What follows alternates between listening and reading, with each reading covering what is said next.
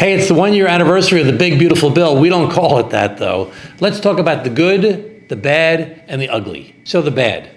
This bill has a lot of things in it that are very, very bad for the American people. There were additional cuts to Medicaid and SNAP at a time when people are hurting in our country. We're cutting people's health insurance and their food benefits. That doesn't make any sense. There were cuts to major environmental programs for green energy at a time when there's an increasing demand for the first time in 20 years for energy in America because of the data centers. It's been flat for 20 years. Now there's an increase in demand. We cut a bunch of programs to fund green energy to create more supply. Things that were 90% along, they tried to cut those programs. Why did we do it? We did it for the ugly reason. Unnecessary tax cut to some of the wealthiest Americans at a time they didn't need it. And then as a result of this huge tax cut, that was funded in part by cuts to Medicaid and SNAP, we created the biggest deficit in the history of the United States of America. Does the bill before us and this committee right now increase the deficit? The tax provisions would increase the deficit. Okay, does the president authorized as part of this bill before this committee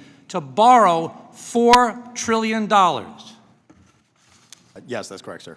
So we often think that Republicans talk about being fiscally responsible, but they've created the biggest deficit in the history of our country. And what happens when you have a big deficit? It causes upward pressure on interest rates. It makes it more expensive for everyone.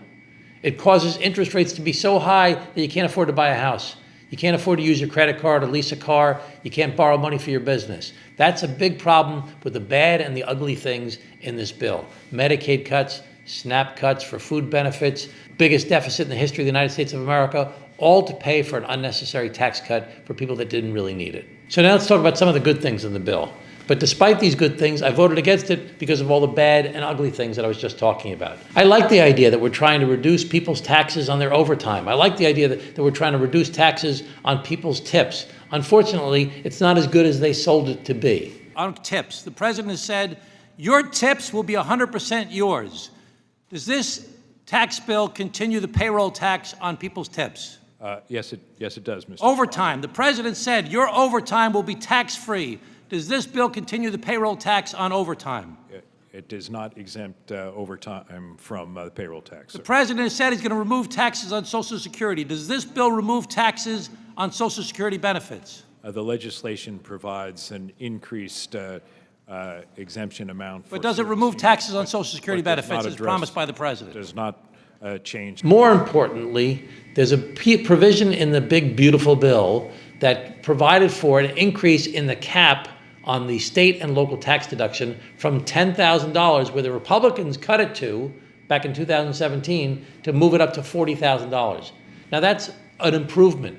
I'd rather see a complete repeal of the cap on people's deduction for their state and local taxes. And I've passed bills in the past to increase the cap to $80,000. I've been working on this for years. It's not fair that people are taxed on the taxes they've already paid. It's not fair that state and local governments that pick up the garbage and plow the roads and protect our people and educate our children are being forced to have to worry about more money being used to subsidize the rest of the country. It's not fair that this has been in place since 1913, and they want to try and change this covenant that has existed since the beginning of the federal tax code. They want to change it at this time. It's completely unfair. A major step in repealing the SALT cap. The House voted to increase the cap dramatically.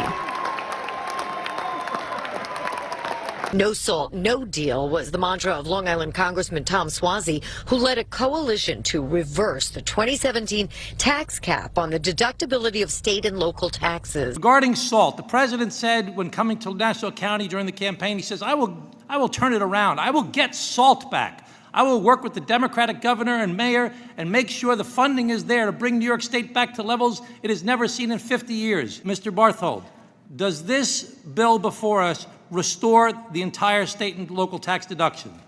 No, it does not. SALT deduction has been capped at $10,000. And under the existing reconciliation bill, it's been raised to $30,000. We believe that's very inadequate, or I believe it's very inadequate. And in fact, 6 of my Republican colleagues have come out and said it's insulting. So as a matter of basic fairness, I'm asking that this amendment be adopted by the Rules Committee that increases the state and local tax deduction cap to $80,000.